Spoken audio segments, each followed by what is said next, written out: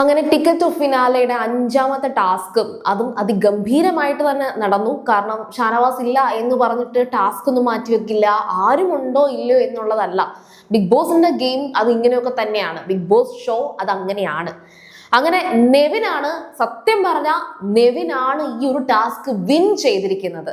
ഏറ്റവും ഫസ്റ്റ് എത്തിയിരിക്കുന്നത് നെവിനാണ്. കാരണമുണ്ട്. നെവിന് ശരിക്കും പറഞ്ഞാൽ ഇല്ല, പശ്ചാത്താപം അടിച്ച് കുറ്റബോധം വന്നു. എന്തുവാ, ഷാനവാസിനെ താൻ കൊല്ലാൻ ശ്രമിച്ച് ഷാനവാസ് ഔട്ടായി പോയതാണല്ലോ. ഔട്ടായി എന്ന് പറയാൻ പറ്റത്തില്ല, എനിക്കറിയില്ല. 24 മണിക്കൂർ മാറി നിൽക്കുകയാണെങ്കിൽ പിന്നെ ഈ ഷോയിലേക്ക് തിരിച്ചു വരാൻ പറ്റുമോ, എന്താണ് പിന്നെ ഒരു റീ എൻട്രി എന്നുള്ളത് നമുക്കറിയില്ല.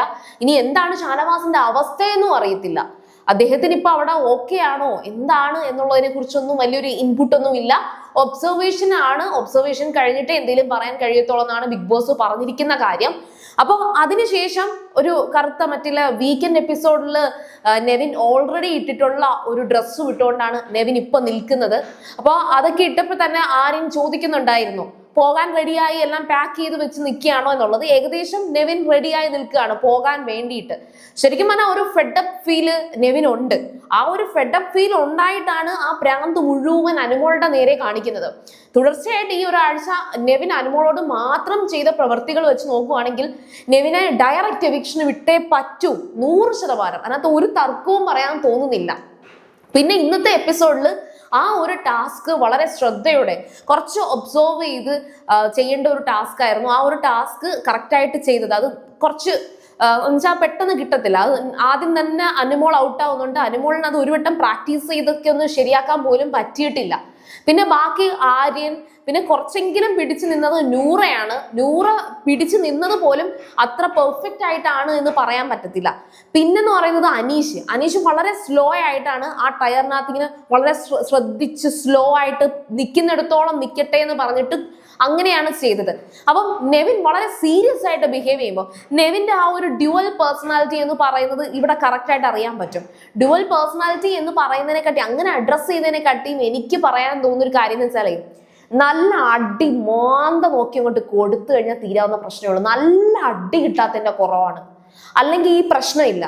മെന്റലി നമ്മൾ എത്ര ഫ്രസ്ട്രേറ്റഡ് ആണ്, ടോർച്ചർഡ് ആണ് എന്നുണ്ടെങ്കിൽ നമുക്ക് ആ ഫീൽ ചെയ്യുന്ന ഒരു സിറ്റുവേഷൻ വരും. അതായത് നമുക്ക് തന്നെ അറിയാം നമ്മളെ അങ്ങോട്ട് കൺട്രോൾ ചെയ്യാൻ പറ്റുന്നില്ല. ചില സമയത്ത് നമ്മൾ എത്ര സെൽഫ് ലവ് എന്ന് പറയുകയാണെങ്കിലും ചില സമയത്ത് ഐ ഹേറ്റ് മൈ സെൽഫ് എന്ന് തോന്നുന്ന സിറ്റുവേഷൻസ് ഉണ്ട്. ആ സിറ്റുവേഷൻ വരുമ്പോൾ നമ്മൾ ഒരു സൊസൈറ്റിയിലാണ് ജീവിക്കുന്നതെന്ന് കണ്ട് നമ്മൾ കുറച്ചൊന്ന് ഒതുങ്ങാൻ പറ്റിയേ പറ്റൂ. അല്ലാതെ നമുക്ക് മാത്രമല്ലല്ലോ ഈ ഫ്രസ്ട്രേഷൻസും സ്ട്രെസ്സും, നമുക്ക് മാത്രമല്ലല്ലോ, എല്ലാവർക്കും മാനസികാരോഗ്യമുണ്ട്. നമ്മുടെ മാത്രം മാനസികാരോഗ്യം കൺസിഡർ ചെയ്യുമ്പോഴാണ് എല്ലാം കൂടെ അങ്ങ് പുറത്തോട്ടിട്ട് കാണുന്നവരെയൊക്കെ കുത്തി കൊല്ലാൻ തോന്നുന്നത്. അത് അവരെ ചികിത്സിപ്പിക്കണം, അവർക്ക് അതിനുള്ള മെഡിസിൻ കൊടുക്കണം. അപ്പം ആ പറയുന്ന നെവിന് പറ്റിയ അബദ്ധം ഇവിടെ ഇതൊക്കെയാണ്. പക്ഷേ ആ ഷാനവാസ് ഇരയായി ഷാനവാസ് അവിടുന്ന് ആ ഒരു ഹോസ്പിറ്റലിലേക്ക് മാറ്റുന്ന അവസ്ഥ വന്നപ്പോഴത്തേക്കും നെവിൻ പെർഫെക്റ്റ് ആയി. നെവിന് ഒരു കുഴപ്പമില്ല. ഇപ്പൊ നെവിൻ എന്തു പറ്റി അടങ്ങി ഒതുങ്ങി നിന്ന് ആ ഗെയിം കളിക്കുന്നത്? എനിക്ക് നെവിന്റെ ആ ഒരു ടാസ്ക് ചെയ്യുന്നത് കണ്ടപ്പോൾ എനിക്ക് ശരിക്കും പറയാൻ തോന്നി, ഞാൻ ഓർത്ത ഒരു കാര്യം, ലക്ഷ്മി എവിക്റ്റ് ആയി പോകാൻ നേരത്തിൽ ലക്ഷ്മി പറഞ്ഞു, നെവിനെ നീ കുറച്ചും കൂടെ ശ്രദ്ധിക്കണേ, കുറച്ചൊന്ന് ശ്രദ്ധിച്ചു നിന്നാ നീ നന്നായിരിക്കും എന്ന്. ഓഫ് കോഴ്സ് നെവിൻ എല്ലാ ലെയേഴ്സും ഉള്ള ഒരു വ്യക്തിയിൽ എല്ലാ തരത്തിലുള്ള ലെയറും അറിയാൻ പറ്റുന്ന, കാണിക്കാൻ പറ്റുന്ന നല്ല എബിലിറ്റി ഉള്ള നല്ലൊരു വ്യക്തിയായിരുന്നു. പക്ഷെ കയ്യിൽ നിന്ന് പോയി. ഇനി നെവിനെ നമുക്ക് ഒരു കാരണവശാലും ന്യായീകരിക്കാൻ കഴിയില്ല. കാരണം ചെയ്യാവുന്നതിന്റെ മാക്സിമം ചെയ്തു. ഈ ഒരു വ്യക്തി ഒരിക്കലും പൂർണ്ണമായിട്ടും നെഗറ്റീവും പൂർണ്ണമായിട്ടും പോസിറ്റീവും ആകുന്നില്ല. പക്ഷെ ഒരു പരിധിയിൽ കൂടുതൽ നെഗറ്റീവ് ചെയ്തതിന് ശേഷം പിന്നെ അയാൾ എത്ര പോസിറ്റീവ് എടുത്ത് മുമ്പിലിട്ടാലും ഇല്ല, ആ പറഞ്ഞ കാര്യങ്ങൾക്കൊക്കെ നിങ്ങൾ ശിക്ഷ അനുഭവിച്ചേ പറ്റൂ എന്നൊരു സിറ്റുവേഷൻ ഉണ്ട്. കാരണം അല്ലെങ്കിൽ ഇതിന്റെ ഓപ്പോസിറ്റ് നിന്ന് ഇപ്പൊ അനുമോൾ ആയിക്കോട്ടെ, ഷാനവാസ് ആയിക്കോട്ടെ, അവർക്ക് നീതി ലഭിക്കാത്ത അവസ്ഥ വരും. അവർക്കും നീതി ലഭിക്കണ്ടേ? അപ്പൊ അങ്ങനെ നോക്കുമ്പോൾ ടാസ്കിലൊക്കെ ജയിച്ചു. ടാസ്ക് ഒക്കെ കഴിഞ്ഞപ്പോഴത്തേക്ക് എല്ലാവരും വന്നിട്ട്, എസ്പെഷ്യലി അക്ബറും ആര്യനും ഒക്കെ വന്നിട്ട്, എടാ നെവിനെ നീ ഇത് എങ്ങനെയാടാ ചെയ്തത് എന്നൊക്കെ ചോദിക്കുന്നുണ്ട്. അതൊരു ബാലൻസിനകത്ത് നിർത്തുന്ന ഒരു കാര്യമാണ്. ആ ഒരു ടയർ പോലുള്ള ആ ഒരു റൗണ്ടിനകത്ത്, ആ ഒരു സർക്കിളിനകത്ത് ഒരു ചെറിയ ബോള് അതിനകത്ത് കറങ്ങണം. അതൊക്കെ അവർ ഇങ്ങനെ പറയുന്നുണ്ട്, ഭയങ്കര ഡിസ്കസ് ഒക്കെ ചെയ്യുന്നുണ്ട്.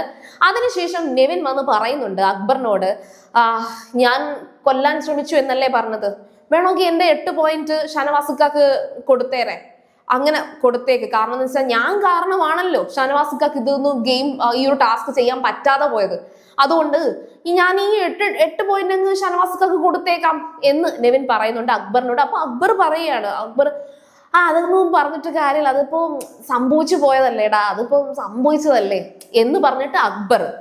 ശരിക്കും നല്ല സുഹൃത്തുക്കളാണ് കേട്ടോ. ഇതിനൊക്കെയുള്ള സുഹൃത്തുക്കളൊന്നും ബിഗ് ബോസിൽ കാണുന്ന ഇത്തരത്തിലുള്ള സൗഹൃദങ്ങളൊന്നും ഈ നമ്മുടെ റിയൽ ലൈഫിൽ നമ്മൾ സെലക്ട് ചെയ്യരുത് കേട്ടോ. ഇതിൽ കാണുന്ന സൗഹൃദങ്ങളൊന്നും തന്നെ സൗഹൃദം എന്ന് വാക്കിട്ട് വിളിക്കാൻ പറ്റില്ല.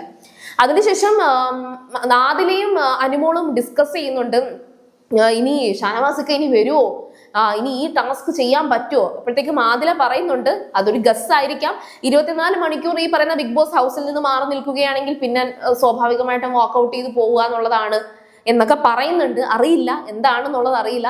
ഏതായാലും ശരി, നെവിന്റെ പശ്ചാത്താപം, നെവിന്റെ കുറ്റബോധം നമുക്ക് കാണാൻ പറ്റിയിട്ടുണ്ട്.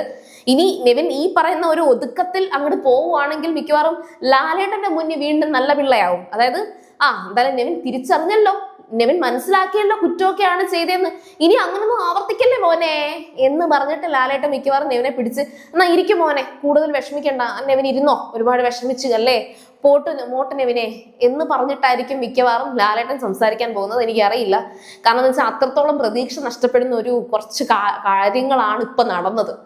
അപ്പം നിങ്ങളുടെ അഭിപ്രായങ്ങൾ പറയുക. അതുപോലെ സീരിയൽ ഗ്രാൻഡ് ഫസ്റ്റ് ടൈം കാണുകയാണെങ്കിൽ ഉറപ്പായിട്ടും ചാനൽ ഒന്ന് സബ്സ്ക്രൈബ് ചെയ്തിട്ട് കാണുക. വീഡിയോ ഇഷ്ടപ്പെട്ടാൽ ലൈക്ക് ചെയ്യുക, കമന്റ് ചെയ്യുക, ഷെയർ ചെയ്യുക. അപ്പൊ ഞാൻ പോയി വരാം. ബൈ.